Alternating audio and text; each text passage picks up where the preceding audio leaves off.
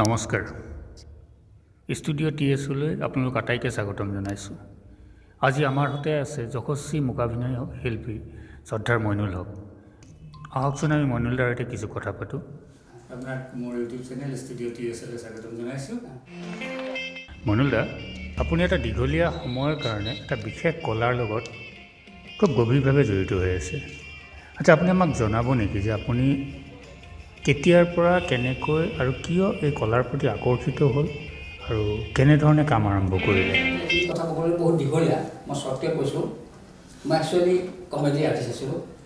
School লাইফত মই comedy কৰিছিলোঁ, মনো এক্টিং কৰিছিলোঁ। মই আচলতে হঁহুৱাই ভাল পাইছিলোঁ মানুহ। আচ্ছা, মানে ভাল লাগে আৰু হঁহুৱাই। সৰু গাজা কিবা জোকছ এনেকুৱা মনত পৰিলে বা কিতাপত লিখা থাকে কিছুমান জোকছ, মেগাজিনত লিখা থকা জোকছ, সেইবিলাকে গৈ স্কুলত কৈছিলোঁ। তাৰপিছত দেখিলোঁ নহয় এনেকৈ ক'লে আৰু বেছি ভাল লাগে। তাৰপিছত আকৌ জোকছটো আকৌ অলপ গ্ৰহণ সানি কওঁ, মছলা দি কৈ থাকিলোঁ, এইটো ডেভেলপ হৈ গৈ থাকিলে। মানুহে হাঁহে, তাৰমানে অকণমান মছলা দিব লাগিব। প্লেইন কৰিবলৈ নাহে মানুহ, মছলাদাৰ বস্তু ভাল পায় মানুহে। সেইটোৱে কৰোঁতে ৰাস্তাত আৰু একক অভিনয় কৰা হ'ল। তাৰপিছত মিউজিকো বজাইছিলোঁ দেই, গীটাৰ চিটাৰ বজাইছোঁ, সেইবিলাক আছিলে। এইবিলাকৰ কম সময়ৰ কাৰণে আছিলে। তাৰপিছত মই হঁহুৱাই ভাল পোৱাৰ কাৰণে সেইটো থাকি গ'ল। থাকি গৈ স্কুলতো আহি স্কুলত কলেজ পালোঁ। কলেজ পোৱাৰ পিছত কলেজত যেতিয়া সোমালোঁ, তেতিয়া স্কুল লাইফতে কিছুমান মই অসমত কেইবা ডিষ্ট্ৰিক্টত কৰিছিলোঁ প্ৰগ্ৰাম কমেডি, মানে মনো এক্টিং। এই তেতিয়া ভায়া মামা ধ্ৰুৱজিৎ কিশোৰ চৌধুৰী আহিলে, আহি আমি ক'লোঁ কি আমি কমেডি কৰোঁ, আপোনাকতো দেখিছোঁ কমেডি কৰা, তোমাকতো দেখিছোঁ কমেডি কৰা, আমি কমেডি কৰোঁ। আমি ঠিক এটা কমেডি কৰিব আৰম্ভ কৰিলোঁ কলেজ পঢ়ি থাকোঁতে। তেতিয়া আমি কলেজ পঢ়ি থাকোঁতে প্ৰথম আমি এটা প্ৰগ্ৰাম কৰিলোঁ, সেইফালে মানুহে খুব ল'লে, পাব্লিকে খুব ল'লে। তাৰপিছত আমি গ্ৰুপ এটা বনালোঁ, চাউণ্ড এণ্ড কমেডি গ্ৰুপ। এই চাউণ্ড এণ্ড কমেডিত মই থাকিলোঁ, ভায়া মানে যিটো ভায়া বুলি আছিলে ধ্ৰুৱজিৎ কিশোৰ চৌধুৰী, ৰবীন ডেকা আছিল মাজতে, সুৰজিৎ গগৈ, এনেকৈ বহুতখন আছিলে। সেইটো কেতিয়াৰ কথা? সেইটো 80s ঘটনা, 81, 82 এনেকুৱা। 80s আমি 79ত আমি আৰম্ভ কৰিছোঁ। 80ত আমি পাছ কৰি ওলাইছোঁ। কলেজত পাছ কৰি ওলোৱাৰ পিছত আমি আমাৰ কাম আৰম্ভ কৰিছোঁ। আমি প্ৰগ্ৰাম কৰা আৰম্ভ কৰোঁ। আৰু অভাৱো আছিল, যেতিয়া পইচা লাগে। বিহু পেণ্ডেলত প্ৰগ্ৰাম কৰোঁ, পইচা পাওঁ অকণমান। তেতিয়া বেছি নাছিলে, পাৰিশ্ৰমিক 50 টকা বা 100 টকা আছিলে। যিখিনি আমি ভাগ কৰি লওঁ বহুতাই। এনেকৈ কৰি আমি নিজে পকেট খৰচ কৰা, লাহে লাহে আমি প্ৰফেশ্যনেল হ'ব দিলোঁ। আমাৰ কষ্টিউম ব্যৱহাৰ কৰা আৰু মেকআপ কৰি পেলাই উঠা আৰম্ভ কৰোঁ। তেতিয়া দৰ্শকে কৈছিল, আপোনাৰ মাইণ্ড প্ৰচেছটো বৰ বঢ়িয়া লাগে। মাইণ্ডখিনি মই কি নাজানো আচলতে, মাইণ্ড কি বস্তু নাজানো। দৰ্শকে খালি কৈ থাকে আপোনাৰ মাইণ্ডখিনি বৰ ধুনীয়া।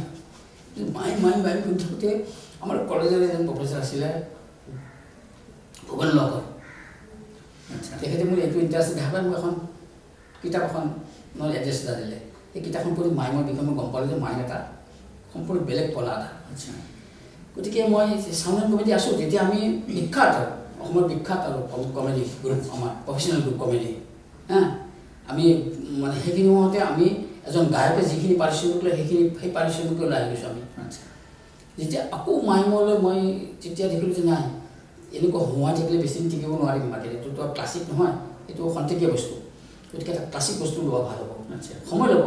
মই আকৌ ক্লাছিক মানে মাইমটো শিকিবলৈ আৰম্ভ কৰিলোঁ। মাইমটো শিকিম কৰি দিয়া, হয় নাই, শিকিম ক'ত, আৰু বাহিৰত যাব লাগিব শিকিবৰ কাৰণে, তেতিয়া পইচাও নাই, শিকিব কাৰণে ঘৰত মোৰ বাৰ্ডেন আছে বহুত। গতিকে মই মাইমটোকে নিজকে এটা ঠিক কৰি ল'লে এনেকৈ হ'ব। মানুহে কয় এনেকৈ হয়, এনেকৈ বোলে গ্লাছেদি যায়, গ্লাছখন যেন গ্লাছেদি যোৱা যেন লাগে, বা কিবা উঠিলে উঠা যেন লাগে, ৰছী দি ওপৰত উঠি যেন। মই নিজকে ভিজুৱেলাইজ কৰি আৰম্ভ কৰোঁ। প্ৰথমে 4 মিনিট 5 মিনিটৰ কাম আৰম্ভ কৰিলোঁ। মানুহ লৈছে দেখোন, প্ৰেক্টিছ কৰিছোঁ। কিন্তু তাৰপিছত কৈছে মাইণ্ডটো শাৰীৰিক বস্তু এটা, খুব ব্যায়াম কৰিব লাগিব, এক্সাৰচাইজ কৰিব লাগিব, ফেচিয়েল এক্সপ্ৰেছন, বডি মুভমেণ্ট আছে। গতিকে মই লাহে লাহে প্ৰেক্টিছো আৰম্ভ কৰিলোঁ। কৰোঁতে যেতিয়া দৰ্শকৰ মাজত যাওঁ, তেতিয়া মানুহে ভাল পায়, বিৰাট পাওঁ। যেতিয়া মই চাউণ্ড এণ্ড কমেডিৰ পৰা মাইমলৈ আহি গ'লোঁ, মই আকৌ জিৰ'লৈ আহি গ'লোঁ। জিৰ'ৰ পৰা আকৌ আৰম্ভ কৰিলোঁ। মাইমত তেতিয়া নাজানে মানুহে কি, মানুহে যে মেকআপটো কৰি মই বহোঁ, তেতিয়া আপুনি কি কৰিব, বান্দৰ মাছ নাচিব নেকি, এই চুন কিয় হৈছে আপুনি গালত, এই বিভিন্ন ধৰণৰ কৈছিল। আজি সেইটো নুশুনে মানে, মাইম বুলি বিখ্যাত হৈ গ'ল, গোটেই ভাৰতৰে বিখ্যাত হৈছে। গতিকে এনেকৈ কৰি মই লাহে লাহে মাইমটো গোটেই শৰীৰত সোমাই পৰিলোঁ মই লাহে লাহে। আৰু তাৰ কাৰণে যথেষ্ট কষ্টও কৰিছোঁ, বহুত প্ৰেক্টিছ কৰিছোঁ। 4 ঘণ্টা, 5 ঘণ্টা, 6 ঘণ্টা, 8 ঘণ্টা 16 ঘণ্টালৈ প্ৰেক্টিছ কৰোঁ, মোৰ দেহে নাটানে প্ৰেক্টিছ কৰিছোঁ। প্ৰেক্টিছ কৰি এতিয়াও মই প্ৰেক্টিছ কৰোঁ, বহুত ভাল পাওঁ মই প্ৰেক্টিছ কৰোঁ মানে। গতিকে আৰু গোটেই মাইণ্ডটো এটা শাৰীৰিক এটা ব্যায়াম, এখন ছবি হ'ব লাগিব, গোটেই শৰীৰটোত এখন ছবি হ'ব লাগিব। যেনেকৈ এজন ছবি আঁকা মানুহে এখন ছবি আঁকে, প্ৰথম দিনা আঁকিলে সেইখন ছবি ঠিক নহ'ব, সি যিটো ছবি আঁকিয়ে থাকে নহয়, আকোতে কেৰেক্টাৰ এটা বনাই দিব পাৰে ছবিখন। আচ্ছা, ঠিক আমাৰ শৰীৰটোতে এটা ফ্ৰেম হয়, এটা কেৰেক্টাৰ হয়। সেই কেৰেক্টাৰটো যেতিয়ালৈকে এটা কেৰেক্টাৰ হৈ নাযায়, এখন যিটো ভাবিছোঁ সেইটো বস্তু যদি মই শৰীৰত আনিব নোৱাৰোঁ, তেতিয়ালৈকে মই ছাকচেছফুল হ'ব নোৱাৰিম। প্ৰতিটো ফ্ৰেম মই এটা হেৰি হ'ব লাগিব। মেকআপ কেনেকৈ কৰে? এই মেকআপ চেকআপটো প্ৰথমে মাকে কৰিব পৰা নাছিলোঁ মেকআপ প্ৰথম অৱস্থাত, তাৰপিছত লাহে লাহে সম্পূৰ্ণ কৰিছোঁ। আহি মেকআপটো পটককৈ কৰিব পাৰোঁ, ভালকৈ কৰিব পাৰোঁ, আৰু বিভিন্ন ষ্টাইল কৰোঁ। মোৰ কষ্টিউমটো মই নিজৰ ষ্টাইল কৰোঁ, কষ্টিউমটো মই সুন্দৰ কৰিব চেষ্টা কৰোঁ, কষ্টিউম কৰোঁ। মই এতিয়া বহুতে এতিয়া কষ্টিউম মানে কি আৰু শ্লেট এটা পিন্ধে আৰু ক'লা চাৰ্ট এটা বা ক'লা গেঞ্জি এটা পিন্ধে, সেইটো নহয়। মোৰ কষ্টিউম ডিজাইন আছে, কষ্টিউম ডিজাইন কৰি পিন্ধোঁ। আৰু প্ৰতিটো কষ্টিউম মই পিন্ধিলে মই চাওঁ যে কেনে লাগিছে, মই ফটোগ্ৰাফ কৰোঁ।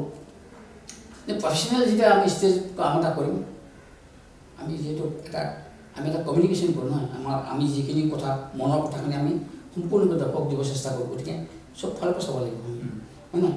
আমি আলহীক যেনেকৈ ভাত খাবলৈ মাতিলে ঘৰৰ বাচন বৰ্তনত আমি ভাত নোখোৱাওঁ, আমি নতুন বাচন বৰ্তন উলিয়াই সুন্দৰকৈ সজাই সেইদিনাখন। এনেই ঘৰত এই ওচৰতে কেৰাহীটো লৈ ওচৰতে প্ৰেছাৰ কুকাৰলৈ ভাত খাওঁ, কিন্তু আলহীক আমি এনেকৈ নিদিওঁ।